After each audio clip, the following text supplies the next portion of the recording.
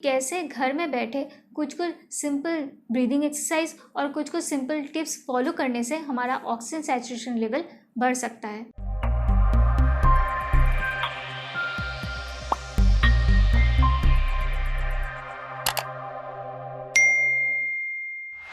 Hello everyone, I am Sneha Upadhyay.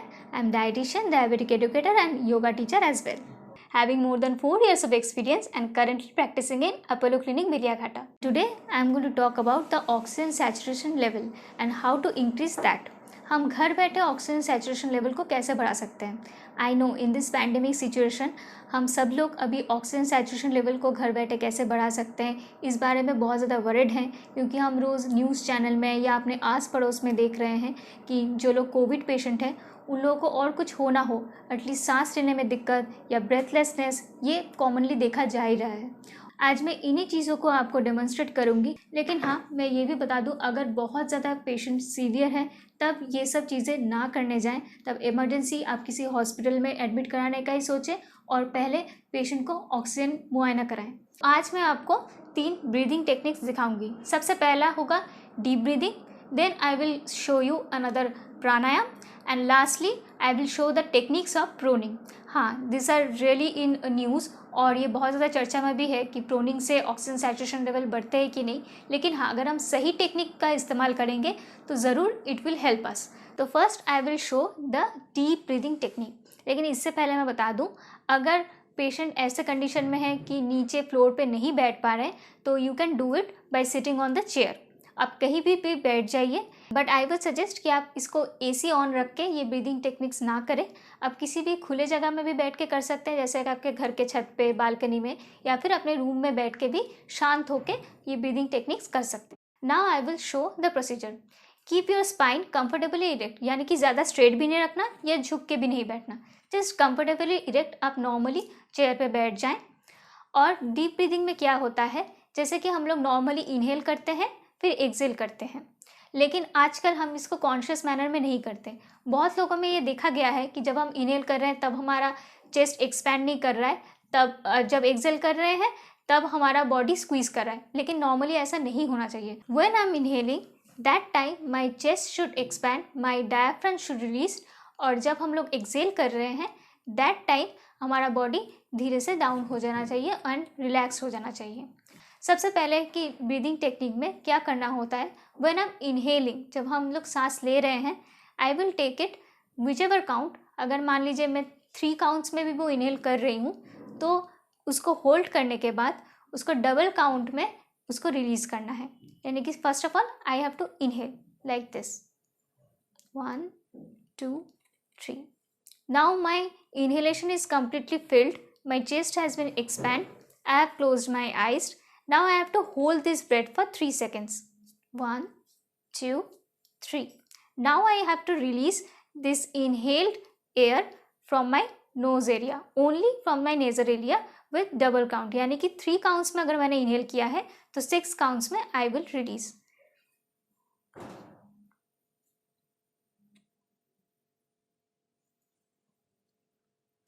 तो जब हम एक्सेल कर रहे हैं that time I didn't count, क्योंकि अगर मैं काउंट करती तो एक्सेलेशन प्रॉपर नहीं होता। आप भी ये काउंट अपने माइंड में करेंगे। यहाँ मैंने खाली डेमोन्स्ट्रेट करने के लिए पूरा चीज़ को बताया है और मैंने काउंटिंग भी दिखाया है।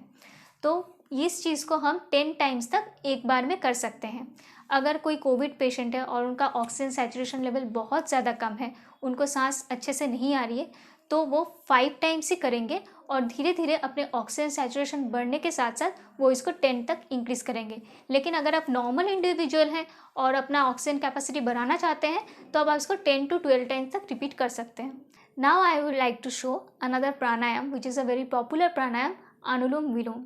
अनुलोम विलोम बहुत बार यूट्यूब में बहुत लोगों ने दिखाया हुआ है, बहुत सारे योगा टीचर इसको डेमोन्स्ट्रेट करते हैं, लेकिन यहाँ मैं बिगिनर्स लेवल में, यानी कि जो पर्सन ब्रेथलेसनेस में है या उनको सांस लेने में तकलीफ हो रही है या जिन्होंने कभी भी ये प्रैक्टिस नहीं किया है, वो लोग कैसे इसको शुरू करेंगे आज मैं वो प्रोसेस भी दिखाऊंगी। अनुलोम विलोम के लिए ज़रूरी नहीं है कि आप ज़मीन पे ही बैठें। ज़मीन पे बैठ रहे हैं पाँव को मोड़ करके तो सबसे अच्छा, लेकिन आप चेयर पे भी बैठ के धीरे धीरे कर सकते हैं। हाँ, हम हाथ को, इसको नासिका मुद्रा बोलते हैं, इस पोर्शन में हम होल्ड करते हैं। अगर आप ये नहीं भी कर पा रहे फिर भी आप अपने थंब से और अपने रिंग फिंगर से भी इसको ऑल्टर कर सकते हैं। लेकिन before starting the real process of Anulom Vilom, what we need to do deep breathing for 3 times and then we will start the process. लेकिन अनुलोम विलोम से भी पहले हम क्या करेंगे, हमारे एक नॉस्ट्रिल में हम पहले अलग से इनहेलेशन और एक्सहेलेशन कर लेंगे। जब हम इनहेल और एक्सहेल करते हैं उसको टोटल मिला के हम 1 काउंट बोलते हैं। ऐसा नहीं है कि खाली इनहेल कर रहे हैं तो 1 काउंट हो गया और एक्सहेल कर रहे हैं फिर next count, no, it's not like that. तो अनुलोम विलोम से पहले हम एक नॉस्ट्रिल को हम उसको खोलेंगे धीरे धीरे ब्रीदिंग करके। If you are a women I would suggest you can start it with your left side, if you are a man you can start it with your right nostril. So first of all I am putting the Nasika mudra, which you need to do your index and your middle finger, just place it here, and I am closing my right nostril, completely exhaling all the air from my body from my left nostril. अब जैसे ही मैं inhale करूँगी और exhale करूँगी total 1 count होगा। Each nostril में मैं 5 counts तक करूँगी। I am starting 1 2 3 4 5।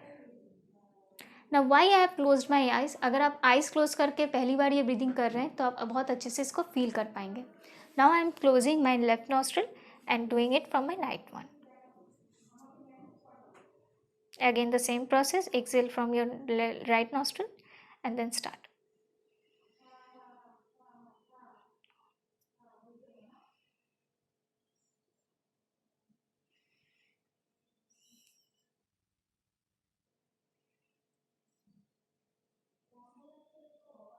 And the 5 times completed.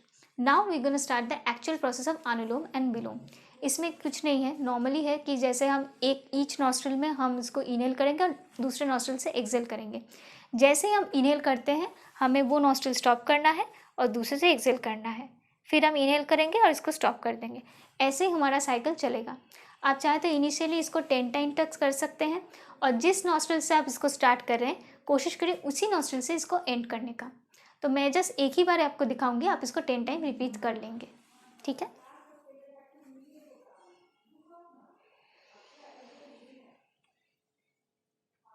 Inhale closing your left nostril, exhale from right. Now inhale from right, close your right nostril, exhale from left. तो this is the process. जिस भी nostril से आप सांस ले रहे हैं उसको बंद करना है और दूसरे से छोड़ना है। This is the only process you have to follow for 10 times. That's also going to help you to increase your blood oxygen saturation level. Next, I like to talk about the most effective technique in this case is proning. हाँ, proning के आपने बहुत सारे videos या pictures आपने शायद बहुत सारे सोशल मीडिया और न्यूज़ चैनल्स में भी देखा है और ये सही है कि प्रोनिंग करने से ऑक्सीजन सैचुरेशन लेवल बढ़ता है। कैसे हम प्रोनिंग टेक्निक को कर सकते हैं आज मैं यहाँ डेमोन्स्ट्रेट करके दिखाऊंगी, but not by me, I will take a individual जो आपको डेमोन्स्ट्रेट करके पूरा टेक्निक दिखाएंगे। अगर आपके घर में कोई कोविड पेशेंट है या पोस्ट कोविड केस है जिनको अभी भी सैचुरेशन लेवल 94 से नीचे रह रहा है तो प्रोनिंग बहुत ज़्यादा इफेक्टिव होता है। ऑक्सीजन सैचुरेशन लेवल अगर 90-92 है तो that means it's a border line, तो उस टाइम पे ये ब्रीदिंग टेक्निक्स और प्रोनिंग बहुत ज़्यादा हेल्प करेगा और 94 से ऊपर लाने में हेल्प करता है। लेकिन अगर 94 से नीचे भी आ जाता है तभी भी आप प्रोनिंग टेक्निक को इस्तेमाल कर सकते हैं depending upon the patient severity. अगर पेशेंट को बिल्कुल भी सांस नहीं आ रही है तो that time oxygen obviously required, उस टाइम पे आप इन टेक्निक्स को ना यूज़ करें। लेकिन अगर थोड़ा भी पेशेंट स्टेबल कंडीशन में है तो आप प्रोनिंग टेक्निक यूज़ कर सकते हैं। Now I will show the proning technique. यहाँ आप देख सकते हैं अगर हम इनको एक पेशेंट कंसिडर कर लें तो आप पेशेंट को पहले उल्टा करके सोने के लिए बोलेंगे। लेकिन हाँ, पेशेंट का कंडीशन देख के अगर वो नॉर्मली ब्रीथ कर रहे हैं तो आप उनको उल्टा करके सोने को बोलेंगे। फेस को हम एक साइड पे कर लेंगे और इस पोजीशन में पेशेंट 30 मिनट्स तक ऐसे रहेंगे। लेकिन हाँ, इससे पहले हमें 2 चीज़ों का ध्यान रखना ज़रूरी है। हम पहले ऑक्सीमीटर में देख लेंगे कि उनका सैचुरेशन कैसा चल रहा है एंड अगर उन्होंने तभी कुछ हेवी मील लिया हुआ है तो तभी आप पेशेंट को उल्टा करके नहीं सुला सकते, तो इससे उनको और भी चेस्ट में और पेट में पेन हो सकता है। लाइट स्टमक कंडीशन होना बहुत ज़रूरी है। अगर खाने पीने के बाद जब उनको सोने का मन करे तब आप उनको बोलिए कि तो वो उल्टा होके ऐसा करके थोड़ा 30 मिनट्स तक ऐसे रेस्टिंग पोजीशन में रहे। इससे उनका ब्रीदिंग बेटर हो जाता है और वो धीरे धीरे नॉर्मल जो ब्रीदिंग है वही कंटिन्यू करेंगे एक साइड में फेस करके। तो 30 मिनट्स पहले इस साइड से हम लोग लाई डाउन करने के बाद I would ask the patient कि वो एक साइड में आए। ईच साइड में हम 30 मिनट्स तक फिर से लाई डाउन उनको कराएंगे, यानी कि लेफ्ट में भी 30 मिनट्स और राइट में भी 30 मिनट्स। अगर उस टाइम पे पेशेंट्स को सर पे पिलो रखना प्रॉब्लमेटिक लगता है तो आप इन पिलो को चेंज करके हम उसको इन बिटवीन 2 लेग्स में भी डाल सकते हैं। लेग्स एकदम रिलैक्स पोजीशन में रहेंगे and I would ask her, side हो जाइए, हाँ एक साइड में। यहाँ पे आप पैर के बीच में हम एक पिलो डालेंगे एंड दूसरा पिलो रहेगा हमारे हाथ के ऊपर and head will be straight. हमारे बॉडी को हम एक साइड में पूरा ऐसे मोड़ देंगे। इससे क्या होगा, राइट साइड से हमारा इनहेलेशन एक्सहेलेशन बेटर हो जाएगा। इस पोजीशन में हम 30 मिनट्स तक ऐसे ही रखेंगे। ऐसे सेम कंडीशन में हम ऑपोजिट साइड में भी, यानी कि लेफ्ट साइड में भी पेशेंट्स को उल्टा करके सोने के लिए बोलेंगे एक साइड में 30 मिनट्स तक। यानी कि जैसे पहले पूरे चेस्ट के ऊपर पोजीशन में 30 minutes and each side left and right 30 minutes and 30 minutes. Lastly हम पेशेंट को 2 पिलोज के ऊपर बैठने के लिए बोलेंगे, नॉर्मली जैसे बैठते हैं वैसे आप बैठ जाओ एंड पैर को क्रॉस लेग करके नॉर्मली हम बैठने के लिए बोलेंगे। तो इससे पेशेंट रिलैक्स फील करेंगे जैसे कि वो 1.5 घंटा एक साइड में लाई करके सोए थे। So thank you for watching my videos, and if you have any queries or would like to contact me, then go to www.clearcoast.com. With a network of over 11,000 doctors, avail quality healthcare services 24/7 on CareCluse. Book your online or in-clinic consultation today. Thanks for watching. Don't forget to like, share and subscribe.